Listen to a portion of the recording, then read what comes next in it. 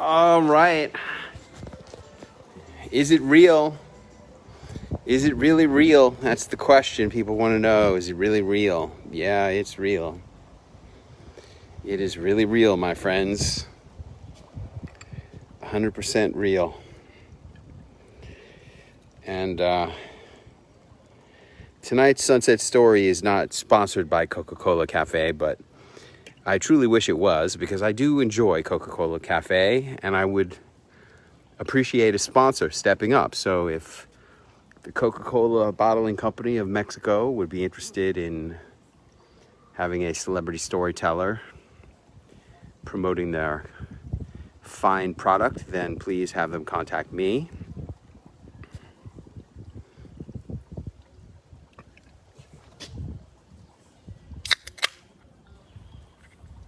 This is a good thing.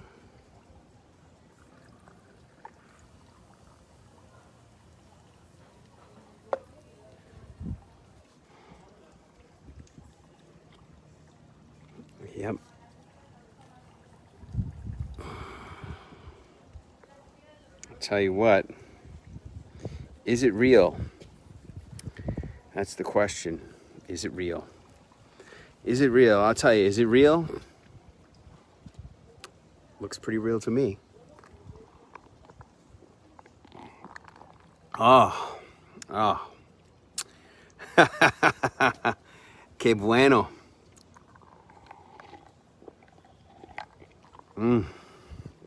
Que bueno. You know, it's funny to me.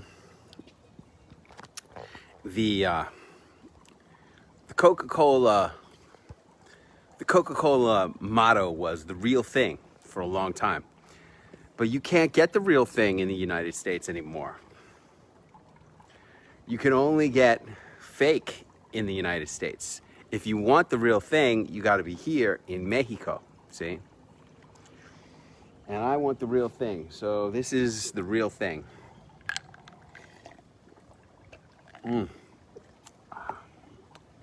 Yum. Well, welcome everybody to Sunset Storytelling. And today I'm gonna share with you one of the, let's see, I have 1, 2, 3. How many presidents have I met? First one I met was George Bush. Oh yeah, I have 4. First I met George Bush. Then I met Donald Trump. Then I met Bill Clinton. And then I met President Carter. And today, I'm going to tell you the story of how I met President Bill Clinton and what I learned in the process, okay? First, I'm going to take a little bit more of this delicious Coca-Cola Cafe. Very refrescante. Mucho refrescante. Sí. Mucho refrescante.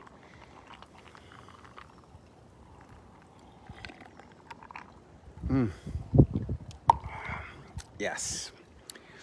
The year was 2017. The month was May. So that would make it approximately 3 years ago, minus 1 month to the day. And my beloved little daughter was graduating from USC Film School. I remember I took my daughter on a tour of colleges. I took her, first and foremost, I took her to the University of Pennsylvania because I wanted her to go to my alma mater. I thought she would have a great time there. And it has a tremendous, stellar reputation. I wanted her to study a liberal arts format education. I'm a great believer in liberal arts format education, where you learn a whole bunch of stuff. Because when you're in college, what do you know? You don't know anything. I mean, I hardly know anything, and I'm 54 years old. What do you know when you're in college? You think you know a lot, but in reality, you don't know a lot. And I was lucky enough to learn from Digby Baltzell, the guy who invented the word WASP, that the liberal arts education is indeed the most appropriate one for anybody to get as an undergraduate, because it allows you to get a smattering of what's out there in the world. And that's what college should really be about, opening your eyes to possibilities. One of the things I appreciated the most about the Wharton Business School was that the Wharton curriculum gave an undergraduate student there like myself the opportunity to take as much as 50% of my classes outside of the business school.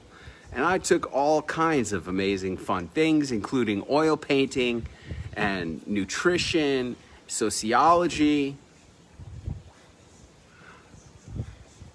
playwriting, all kinds of great things.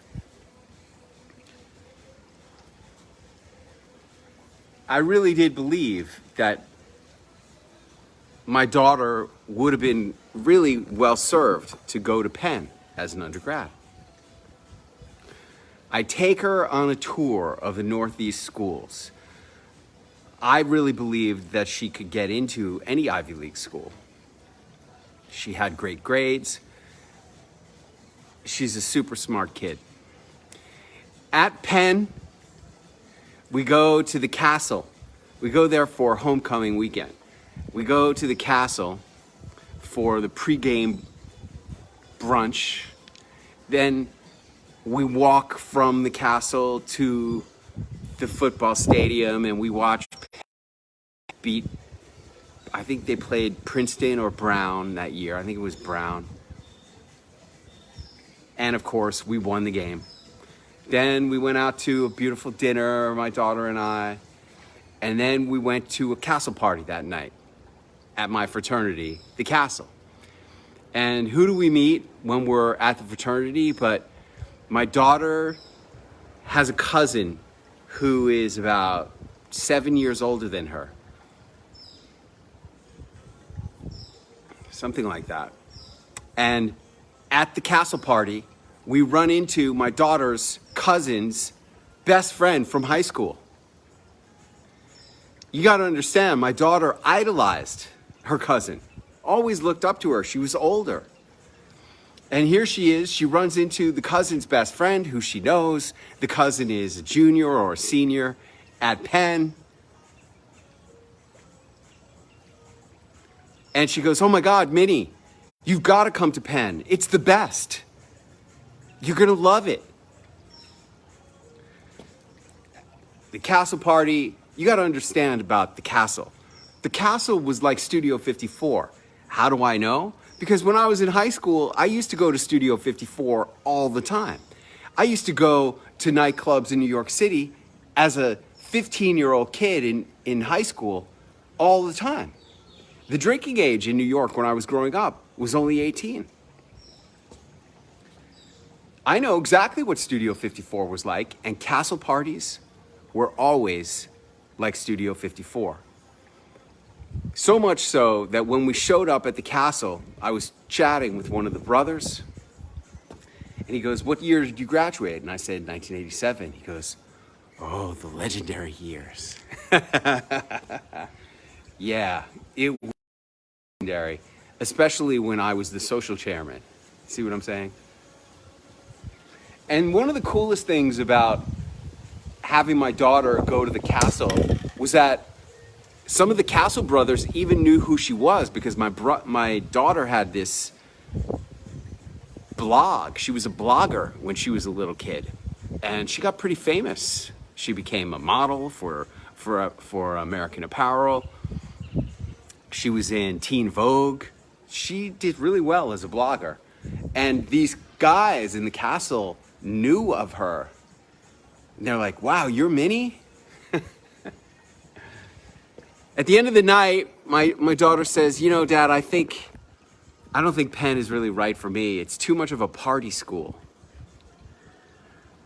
Yeah, well, one of the things that I learned at the Wharton Business School was work hard and play hard. That was one of the lessons they teach you.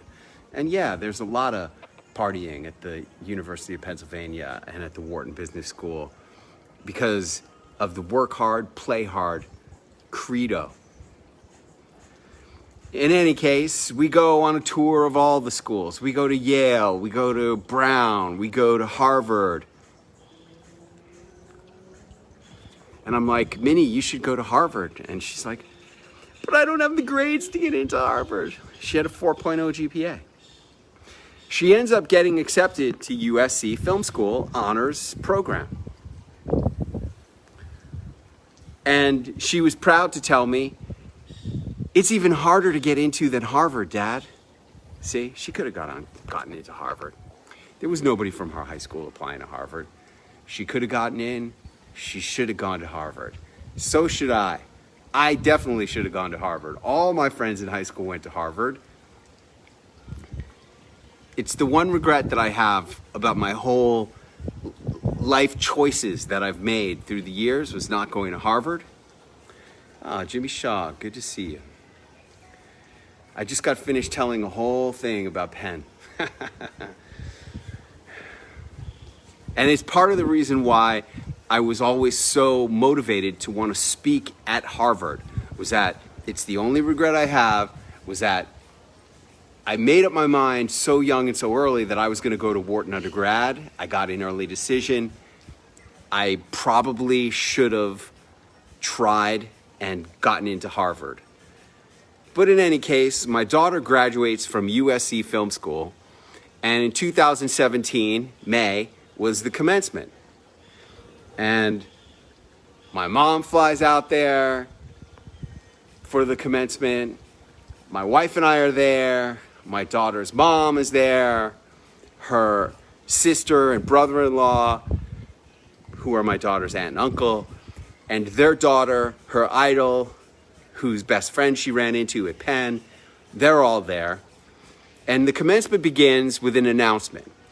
Ladies and gentlemen, the University of Southern California is pleased to have in attendance at our commencement ceremony today the true president of the United States, Hillary Rodham Clinton, and her husband, President Bill Clinton. And I'm like, everyone starts applauding. They actually said that. Remember, this was right after the election. Trump had only been inaugurated a few months. Oh, and by the way, Jimmy, you see where I am, man? I'm in Acapulco, man. See what I mean? When they announced that Hillary Clinton and Bill Clinton were there, I looked to my wife and I said, I am getting a selfie today with Bill Clinton and Hillary Clinton. Boom. Now this ceremony goes on and on and on for hours, hours, hours.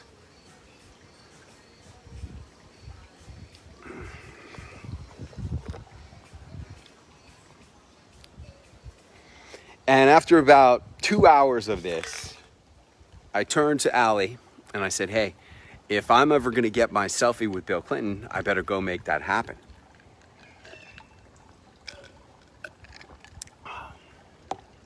Yum. I start scanning the crowd. And after a while, I finally realize that, of course, he and Hillary are sitting in the first row. I recognize him by the back of his head, that big, beautiful head of hair that he's got. I get up out of my seat. I go over to the aisle. I get my camera.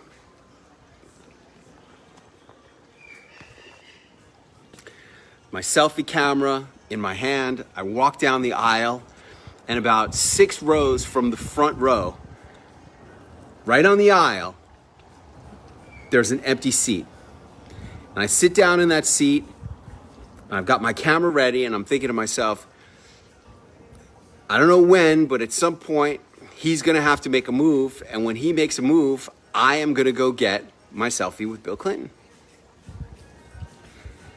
Within 90 seconds of sitting down in that chair, boom, there pops out of his chair Bill Clinton, right in the front row. Pop!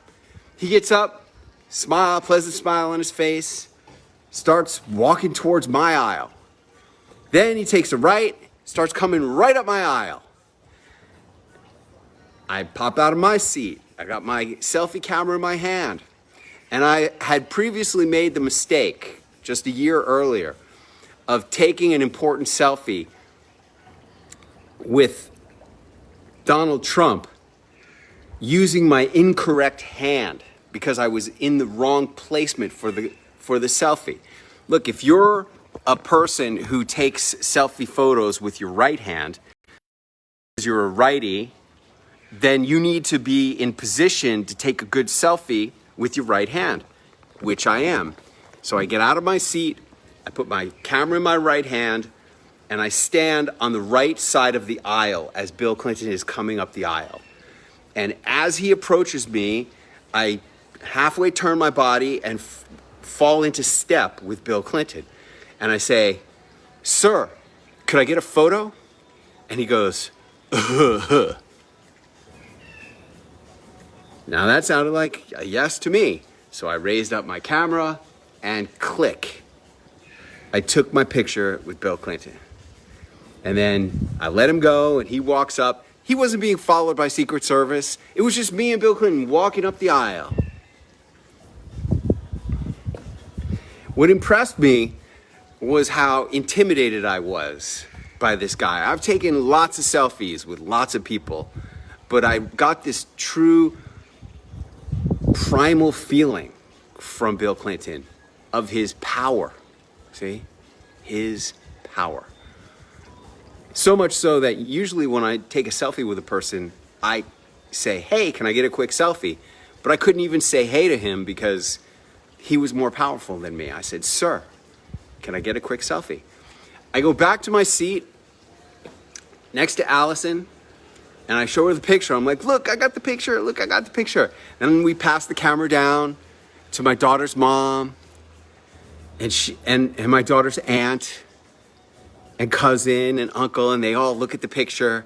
And my daughter's mom is like so angry, pissed at me because she knows that I'm gonna use that photo for commercial purposes. I'm gonna use that photo for positioning, and I do. I use it to this day. To this day, I solidly, 100%, in my heart and soul, know that the best, fastest, cheapest, most powerful way to raise your status in the eyes of customers and prospects is to have pictures of you with major famous people, like I do.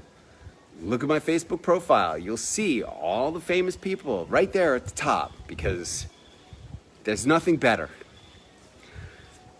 And when my daughter's mom saw that I got that photo, she was really, really, really pissed at me. Then we're sitting there for a while, and it seems like the commencement event was going to be ending soon. So I said to Allie, "Well, if I'm going to get that Hillary Clinton selfie, I better go get it right now." See, I told you I'd be telling you about how I met Bill Clinton. But my modus operandi is always to over-deliver. And in this case, I'm over-delivering with not just the story about how I met Bill Clinton, but also the story of how I met Hillary Clinton. I go back to my same seat on the 6th row on the aisle. And I sit down there again, and I'm scoping out and keeping an eye on Bill Clinton and Hillary Clinton in the front row. And the commencement exercise ends, and what happens? Hillary Clinton pops out of her chair and quickly steps on the other side of a red velvet rope that's set up between the front row of the seats and the stage. I go down to the velvet rope, and I'm the first one there. And I go, "Hey, Hillary, can I get a photo?" And she goes, "Sure." So I lean over the velvet rope, and I try to get as close to her as I can, and click, I snap my photo with Hillary Clinton. That was my day. I got both Hillary and Bill Clinton in one day. And in fact, you can see Bill Clinton in the background of my Hillary Clinton photo. He's like, there's like space between me and Hillary Clinton, and he's standing a couple feet behind her talking to somebody else in the photo. Now here's the extra bonus. The extra bonus is New Year's Eve 2017, I bought tickets for me and Allie to get orchestra seats in the Metropolitan Opera production of my favorite opera, Tosca, on New Year's Eve. And I love Tosca. If you haven't seen the Tosca opera, you don't know what you're missing. Now that production was not so great. Allie and I have since seen the greatest Tosca production in Prague, Czechoslovakia. Normally, Tosca is set in the 1800s in Italy, but the production we saw in Prague was set during World War II in Czechoslovakia. Oh my God, it was so amazing. It had so much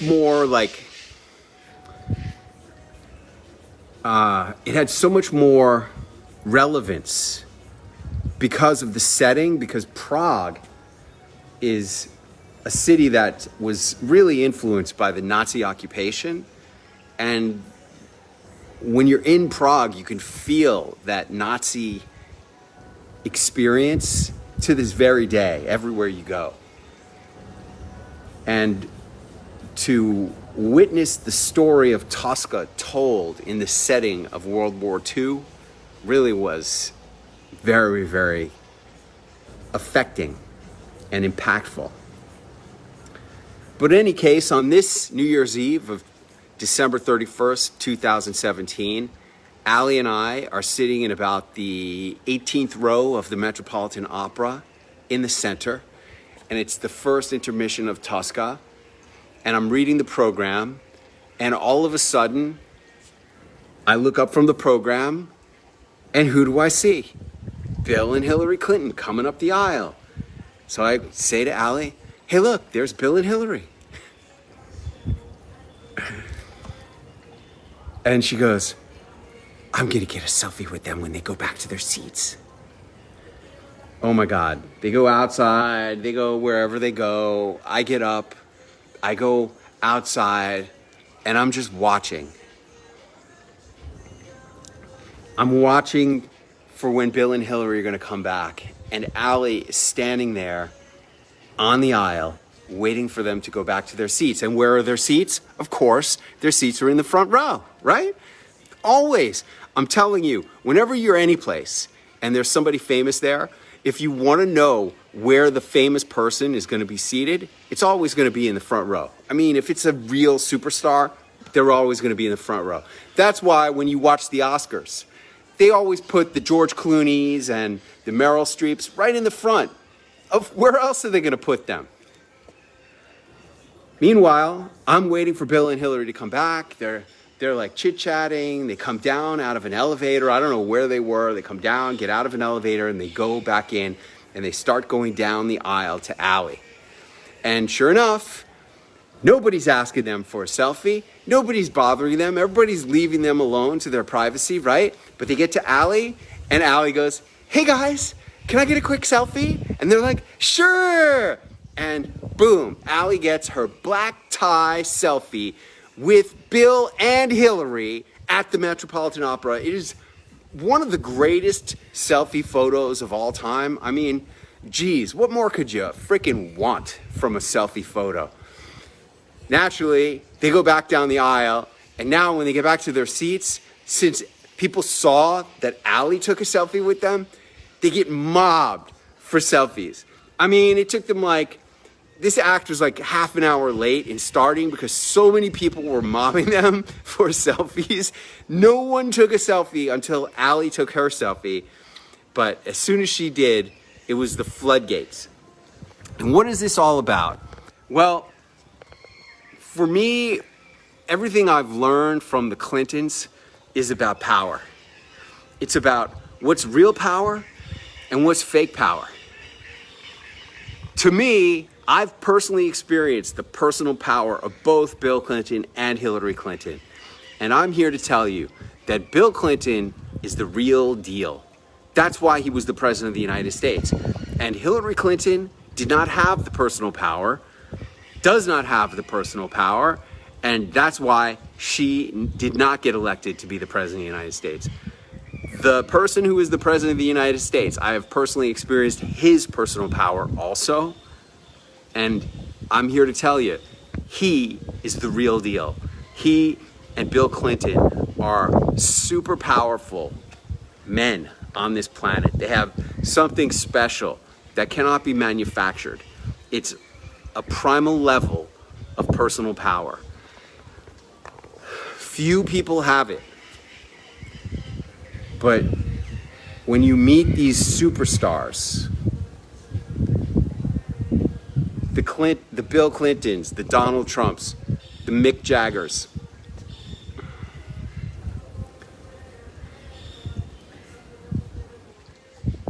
the Ringo Starrs of the world, they have personal power that is different than everybody. That's why I refer to these people as being unicorns. They're not like everybody else. They're different. And when I go on a unicorn hunt, a unicorn safari, to go to meet these special superstars out in the world, man, that's why I call it unicorn hunting. And that's why I am a unicorn hunter. Hey, I hope you enjoyed this sunset story. I'll be back tomorrow. I think I'm going to start a little later since the sun is setting later and later each day.